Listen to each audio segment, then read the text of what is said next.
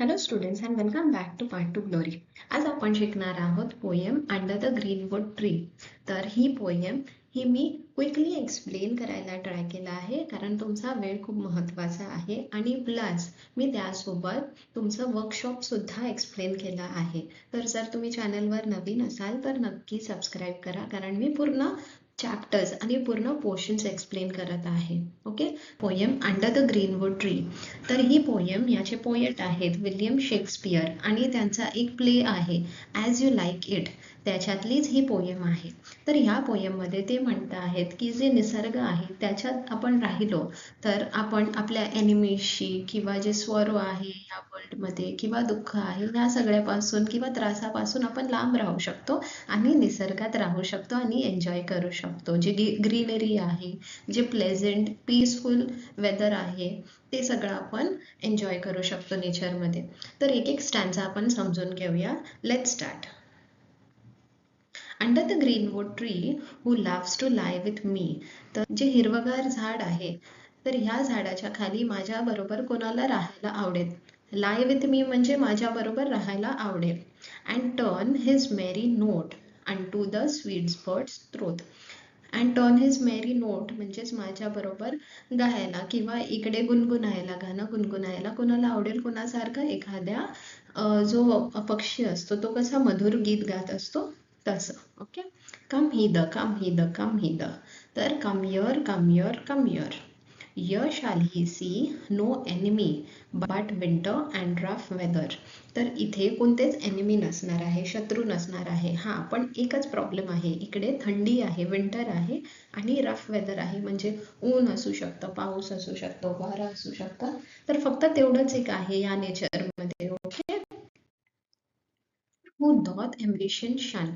तर इथे त्या व्यक्तीने यावं ज्याला रिस्पेक्ट, फेम, पॉवर, मनी ह्या सगळ्याची आवड नसेल तो नेचरमध्ये राहू शकतो.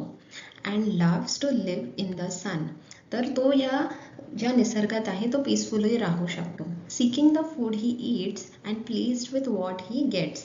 तर त्याला जे काही खायला मिळणार झाडांपासून फळं मिळतील किंवा कंदमुळं तर ते काहीही खाऊन इथे राहू शकतो. And please with what he gets, जे काही मिळालं त्याच्याने प्लीज्ड म्हणजे तो खुश असेल.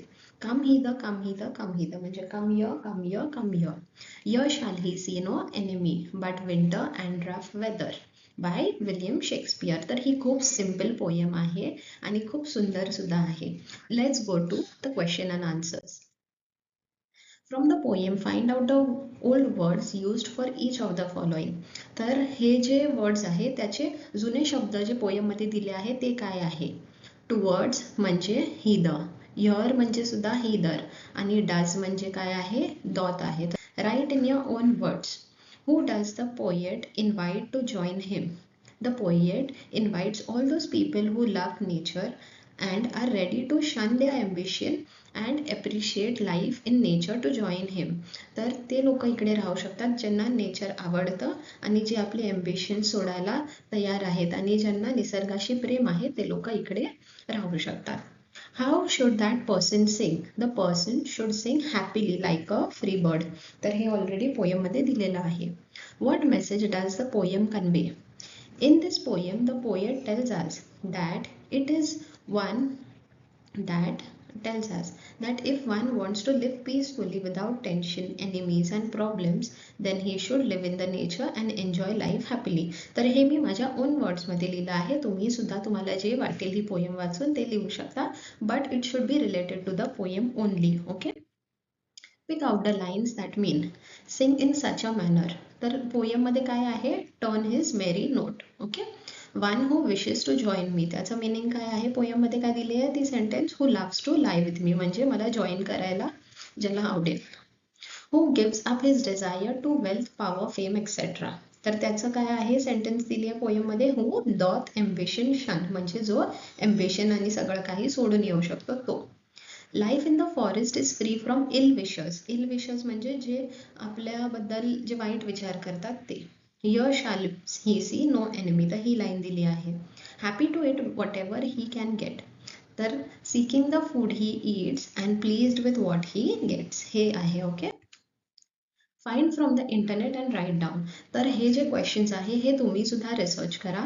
मी रिसर्च करून लिहिलं आहे. Okay. In which century did William Shakespeare write this famous poem.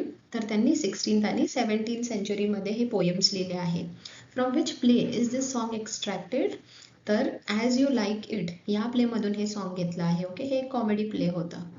Which character from the play sings this song. The song is sung by Amiens, a loyal courtier of Duke senior.